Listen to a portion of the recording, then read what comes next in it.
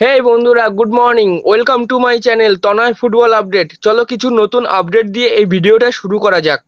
বন্ধুরা, আমাদের ভারতীয় ফুটবলের ওয়ার্ল্ড র্যাঙ্কিং হলো 127 এবং আমাদের যে নেক্সট এশিয়ান কাপ বাছাই পর্বের ম্যাচ রয়েছে সেই হংকংয়ের বর্তমান ওয়ার্ল্ড র্যাঙ্কিং 153। তো বন্ধুরা, আমাদের ভারতবর্ষ থেকে হংকং 26 ধাপ পিছিয়ে রয়েছে। বন্ধুরা, আমরা এশিয়ান কাপ কোয়ালিফায়ারের ম্যাচের প্রস্তুতি হিসাবে 99 স্থানে থাকা থাইল্যান্ডের সাথে খেলবো এবং হংকং খেলবে ম্যানচেস্টার ইউনাইটেডের সাথে। তো বন্ধুরা, ভাবতেই পারছো হংকংয়ের ভাবনাটা কতটা দূর।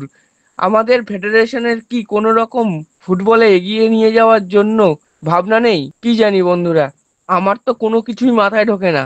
26 ধাপ পিছনে থাকা একটা টিম খেলছে ম্যানচেস্টার ইউনাইটেডের বিরুদ্ধে, আর আমরা খেলছি কিনা থাইল্যান্ডের বিরুদ্ধে। তো বন্ধুরা, আমার এটা নিয়ে আর কোনো বক্তব্য নেই।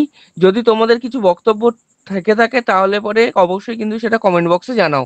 বন্ধুরা, আরেকটা কথা জানিয়ে রাখি, ইতিমধ্যে কিন্তু থাইল্যান্ডের বিরুদ্ধে খেলতে ইন্ডিয়ান টিম কিন্তু থাইল্যান্ড পৌঁছে গেছে। তো নেক্সট ম্যাচ হলো 4 জুন। তো দেখা যাক এই ম্যাচে ইন্ডিয়ান টিম কেমন পারফরমেন্স করে। বন্ধুরা, পরবর্তী আপডেটটি হলো বেঙ্গালুরু এফসির 34 বছর বয়সী স্ট্রাইকার জর্জ পেরেরা দিয়াজকে নিয়ে। বন্ধুরা, গতকাল কিন্তু অফিসিয়ালি বেঙ্গালুরু এফসি পেরেরা দিয়াজকে ছেড়ে দিয়েছে। এটা কিন্তু তাদের অফিসিয়াল সোশ্যাল মিডিয়া হ্যান্ডেল থেকে জানিয়ে দিয়েছে। তো বন্ধুরা, দেখা যাক পরবর্তী মৌসুমে পেরেরা দিয়াজের ভবিষ্যৎ কি হয় এবং তিনি কোন ক্লাবে জয়েন করেন। আইএসএল এর কোনো ক্লাবে খেলেন নাকি বিদেশি কোনো ক্লাবে গিয়ে তার ক্যারিয়ার আবার শুরু করেন। বন্ধুরা, পরবর্তী আপডেটটি হলো আন্ডার 23 এশিয়ান কাপের কোয়ালিফায়ারের ড্র কিন্তু হয়ে গেছে। বন্ধুরা, আমাদের গ্রুপে রয়েছে কাতার, বাহারিন এবং বুনেই। তো বন্ধুরা, দেখা যাক আমাদের ইন্ডিয়ান টিম এই টিমগুলোর সাথে কেমন পারফরমেন্স করে। বলে রাখি, আমাদের কঠিন প্রতিপক্ষ হলো কাতার এবং বাহারিন।